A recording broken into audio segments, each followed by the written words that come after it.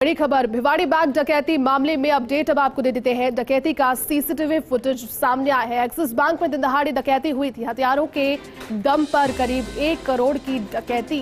Police फिलहाल डकैतों की तलाश में जुटी है। ये दिन दहाड़े 1 करोड़ रुपए से ज्यादा की डकैती होना।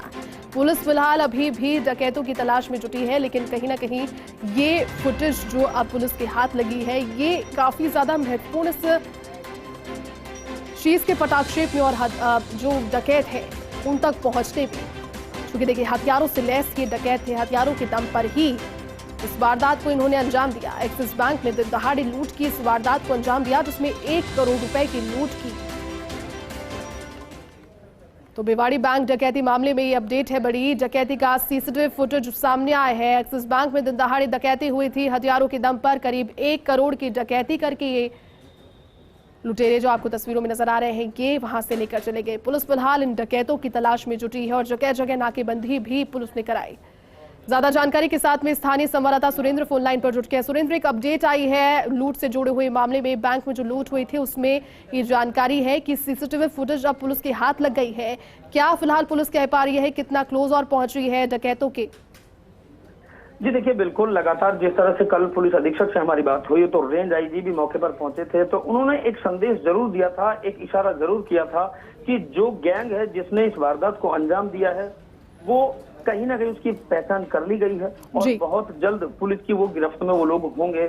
लेकिन जिस तरह से पुलिस अधीक्षक शांतनु कुमार हैं, वो एक मजबूत पुलिस अधीक्षक माने जाते हैं, मजबूत अधिकारी माने जाते हैं। इससे पूर्व में करीब 10 दिन पूर्व की बात करें तो एक लूट की घटना इसी जगह पर हुई थी। उस मौके पर जो आरोपी थे, एक आरोपी को मौके पर दबोच लिया गया था। तो कहीं ना कहीं भिवाड़ी में यह भी भरोसा जताया जा रहा है कि जो पुलिस है वो मजबूत है और बहुत जल्द ये जो आरोपी हैं पुलिस की गिरफ्त में होंगे। लेकिन सीसीटीवी फुटेज में जो एक दिखाई दे रहा है, सीसीटीवी फुटेज को अगर देखें तो ये साफ नजर आ रहा है कि कहीं ना कहीं जो बदमाश है उन्होंने बड़े स्तर पर यहाँ की रेकी की थी। और एक बड़े सवाल सबसे ये भी उठा रहा है कि कहीं ना कहीं सुरक्षा में सेंध जरूर है, जिस तरीके से वो इतने बेखौफ नजर आ रहे हैं।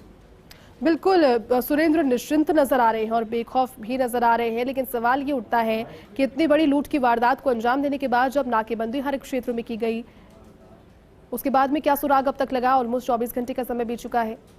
जी बिल्कुल, देखिए यहाँ पर एक अगर हम नाकेबंदी की बात करें तो भिवाड़ी के साथ एक बड़ी विडंबना ये रही है कि भिवाड़ी 3 ओर से हरियाणा से लगता हुआ है और जहाँ पे ये घटना स्थल है यहाँ बिल्कुल सुरेंद्र, आपको रोकना चाहेंगे। फिलहाल भिवाड़ी एसपी शांतनु कुमार हमारे साथ फोन लाइन पर जुट गए हैं। शांतनु जी, ऑलमोस्ट 24 घंटे का समय बीत चुका है, लेकिन एक बड़ा सुराग पुलिस के हाथ लगा है। ये जानकारी आ रही है कि सीसीटीवी फुटेज पुलिस के पास में अब है। कितना क्लोज और पहुंच पाई है डकैतों की पुलिस, क्या आप कहेंगे इस पर?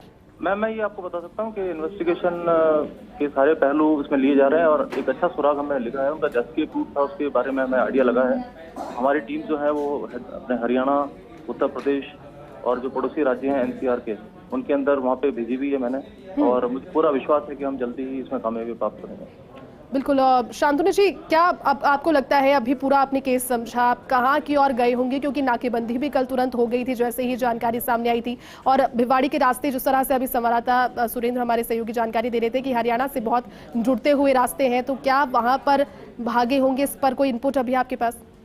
मैम, ये एक काफी ऑर्गेनाइज्ड गैंग है। पिछले 3 महीनों में इन लोगों इस गैंग ने, इसमें मेरे ख्याल से 60-70 जने आसपास होने चाहिए अपराधी, इन्होंने काफी वारदातें की हैं और इनका जो मूवमेंट का तरीका होता है वो बड़ा ही डिस्क्रीट होता है। ये पहले ही पूरी तैयारी करके पूरे एस्केप रूट अपना सेलेक्ट कर लेते हैं। तो उस आधार पे, क्योंकि हमने काफी काम किया था इस तरह की 2-3 वारदातों के प्रयास हुए थे, तो मैं और मेरी टीम जो थे पिछले 2-3 महीने से इसी को स्टडी कर रहे थे। तो हमने काफी हद तक इसमें उनके इसको माइंड को समझ करके और हम आगे बढ़े हैं। और अभी मैं बता नहीं सकता आपको, लेकिन हमें काफी अच्छे कंक्रीट क्लूज जो है वो हाथ लगे हैं और हमें यूपी पुलिस और हरियाणा पुलिस और एनसीआर की जो दिल्ली पुलिस स्पेशल ब्रांच वगैरह है उसकी मदद ले रहे हैं। शांतनु जी, क्या आप मानते हैं जो सीसीटीवी फुटेज सामने है उसमें काफी निश्चिंत नजर आ रहे हैं, बेखौफ नजर आ रहे हैं? आपने कहा कि एक ये तरीका है इस गैंग का, जो गैंग है इस तरह की वारदातें करती है, लेकिन क्या आप ये मानते हैं कि सुरक्षा व्यवस्थाओं में कमी थी बैंक में दिन दहाड़े इतने बड़े अमाउंट की चोरी कर ले जाना?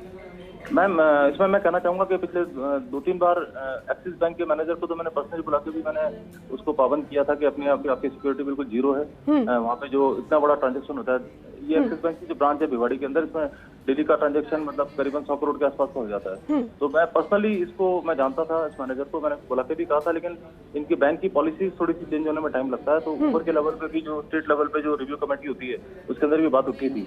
तो अब वापस कल की घटना के बाद मुझे मतलब लगता है कि ये अपने इसको सिक्योरिटी पॉइंट ऑफ व्यू से इसको जो अपना सिक्योरिटी सिस्टम है इसको रिव्यू कर रहे हैं। बिल्कुल, चलिए शांतनु जी, बहुत बहुत शुक्रिया तमाम जानकारी के लिए और साथ जुड़ने के लिए। जेजे के प्रवर्तन दस्ते के चित्रकूट में बड़ी कार्रवाई हुई है। यहां पर एक 5 मंजिला